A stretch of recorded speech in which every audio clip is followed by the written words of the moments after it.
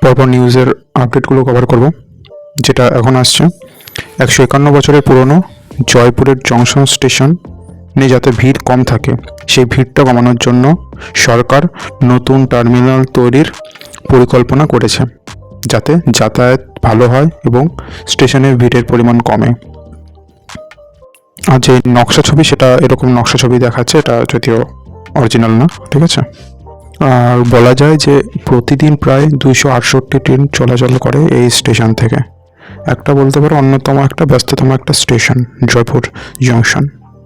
এবার যেহেতু স্টেশনের রিপেয়ারিং নিয়ে কথা চলছে, তাহলে চলে আসি 173 বছর পুরনো হাওড়া রেলওয়ে স্টেশন আমাদের পশ্চিমবঙ্গের, সেটাকে আপগ্রেড করা হবে, ঠিক আছে।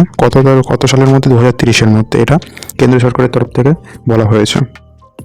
আর আপগ্রেড করে এতটা ভালো করা হবে যাতে এর মধ্যে দিয়ে এখন যা ট্রেন চলে হাওড়াতে, তার থেকে আরও বেশি যাতে ট্রেন চলে 2030-এর মধ্যে। বোঝা গেল? এটা আমাদের সেন্ট্রাল রেলওয়ে মন্ত্রীর দ্বারা জানানো হয়েছে। আর এই হাওড়া রেলওয়ে স্টেশন, এটা হলো গিয়ে প্রাচীন এবং বৃহত্তম রেলওয়ে স্টেশন, অন্যতম বৃহত্তম রেলওয়ে স্টেশন।